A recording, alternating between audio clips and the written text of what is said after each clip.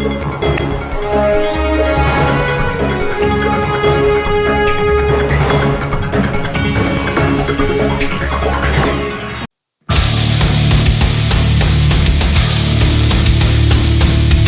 Jokowi, Anti Cina. Oleh M. Rizal Fadilah, pemerhati politik dan kebangsaan.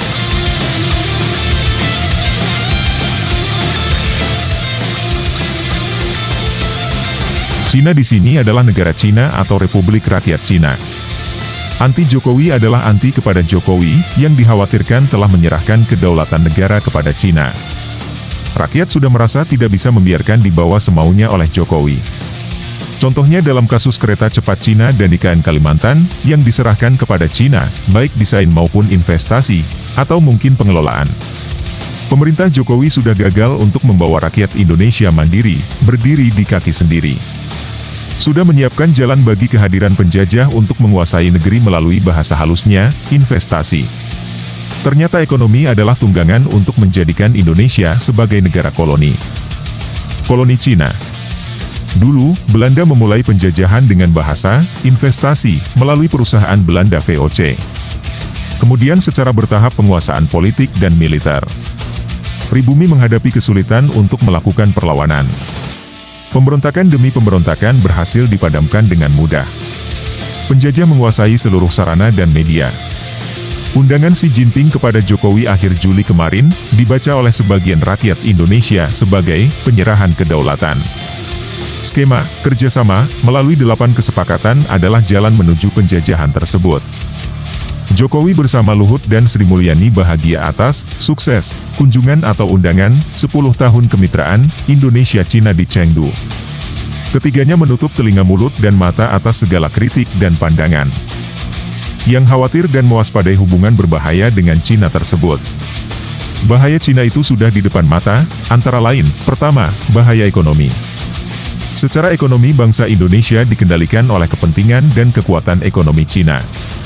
Sebutan 9 naga menandai bahwa penguasa ekonomi itu bukan kalangan pribumi. Kerjasama dengan Cina akan menambah kuat pengendalian. Kedua, bahaya ideologi. Negara Cina ada di belakang PKI dahulu. Sebagai negara komunis raksasa, Cina adalah raja dari Kekaisaran Komunis Internasional. Berbagai upaya menghidupkan PKI semakin terasa di dalam negeri. Pengaruh Cina ditanamkan melalui kerja para komprador atau pengkhianat bangsa. Ketiga, bahaya populasi. Dengan populasi terbesar di dunia, terdorong warga Cina berdiaspora. Indonesia menjadi bagian dari sasaran strategis. Soal banjir TKA Cina, rawan bagi peningkatan populasi.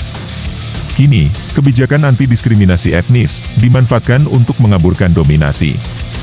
Jangan-jangan, kemanapun kita melihat, baik kanan, kiri, depan atau belakang, di situ ada Cina.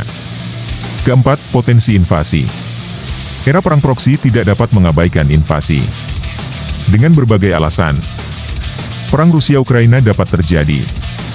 Konflik etnik pribumi dan warga Cina, atau persoalan TKA yang berimbas pada gerakan anti-Cina, dapat memancing invasi Cina ke Indonesia. Alasannya adalah untuk melindungi etnik Cina.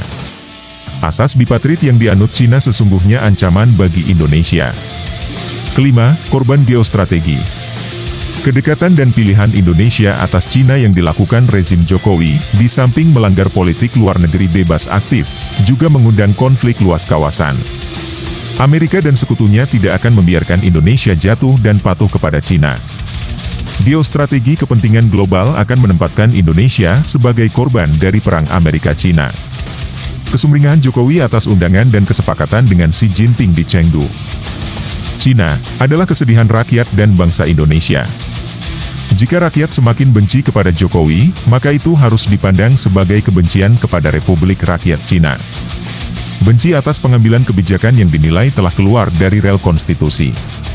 Mengulangi kesalahan dengan mempercayai Cina sebagai mentor bangsa, sebagaimana di masa PKI berjaya masa lalu, adalah kebodohan untuk pembelengguan yang nyata.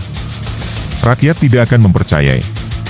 Rakyat akan semakin anti pada Jokowi, dan itu artinya anti pada Cina.